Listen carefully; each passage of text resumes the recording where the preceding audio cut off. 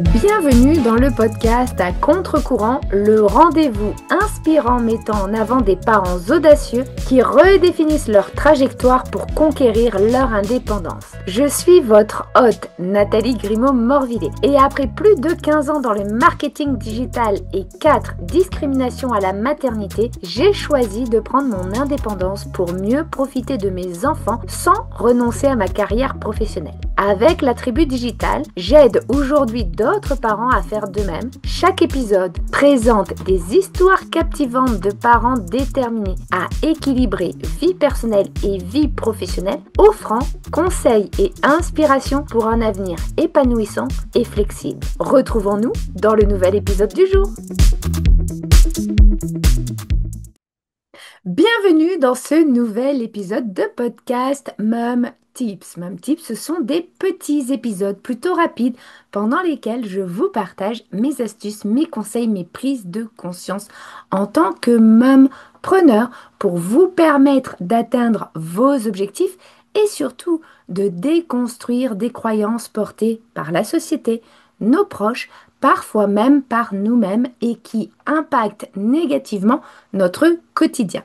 L'idée de ces épisodes, c'est de vous permettre de passer à l'action avec des conseils qui parfois vont casser les codes de la société. Et aujourd'hui, avec la rentrée proche de nous, j'ai envie de vous parler d'un cap. Pas un cap technique, pas une compétence à acquérir, pas une certification de plus à accrocher sur votre profil LinkedIn. Non, un cap intérieur, un changement de posture, une transformation de votre être. Parce que on nous répète toujours que pour évoluer, il faut en faire plus, faire mieux, faire différemment. Mais si je vous disais que votre prochain cap ne se trouve pas dans le faire, mais dans l'être. Depuis l'école, on nous a conditionnés à penser que faire égale réussir. Faire nos devoirs, faire nos preuves, faire du chiffre, même dans notre vie de maman. Il faut faire les repas, faire tourner la maison, faire plaisir à tout le monde. Résultat, on est surchargé, débordé, souvent vidé. Mais on continue à courir après les to-do list qui n'en finissent pas.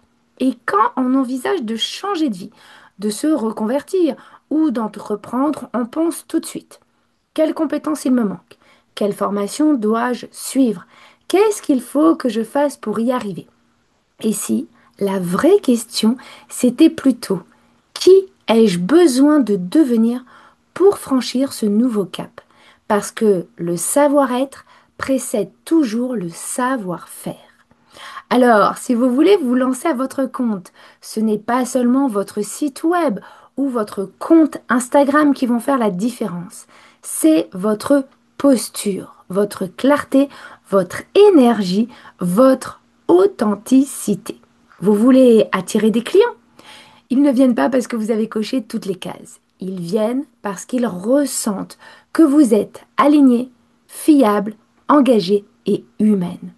Une entrepreneuse qui ose se montrer telle qu'elle est, qui incarne vraiment ce qu'elle vend, qui sait dire non, poser ses limites, affirmer sa vision. Ça se voit, ça s'entend et surtout ça inspire. Ça donne envie de travailler avec elle. Vous pouvez avoir toutes les compétences du monde, mais si vous doutez constamment, si vous vous comportez en petite fille sage ou si vous vous excusez d'exister, vous n'avancerez pas. La compétence rassure, mais c'est le comportement qui transforme vraiment. D'ailleurs, je pense à cette maman qui avait toutes les compétences pour se lancer dans son activité de consultante. Mais elle n'osait pas prospecter. Elle se disait, il faut que je sois plus crédible, encore plus experte. En réalité, le vrai déclic n'est pas venu d'une formation. Il est venu le jour où elle a arrêté d'être parfaite et puis qu'elle a commencé à être juste elle-même. Elle a osé dire, voici ma vision et voici comment je peux vous aider. Et là, tout a changé. Un autre exemple, Une maman solo brillante, mais qui se rabaissait sans cesse. Elle n'a pas bossé sur son site, mais elle a bossé sur sa confiance en elle. Elle a appris à se dire à elle-même, je suis une professionnelle. Ce que je fais a de la valeur. Et là, elle a signé ses premiers contrats. Ces mamans n'ont rien appris de nouveau en apparence.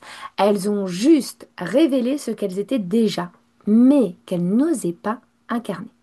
Alors, pour cette rentrée, je vous propose un vrai challenge. Arrêtez de vous demander ce que vous devez faire. Demandez-vous plutôt qui devez-vous devenir? Une femme qui prend sa place, une entrepreneuse qui ne s'excuse plus d'avoir des ambitions, une maman qui montre à ses enfants qu'on a le droit de rêver grand.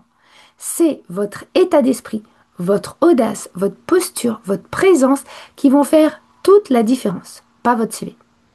Alors souvenez-vous, le savoir-faire vous ouvre des portes, mais c'est votre savoir-être qui fait qu'on vous les tient ouvertes. Alors osez, incarnez, avancez.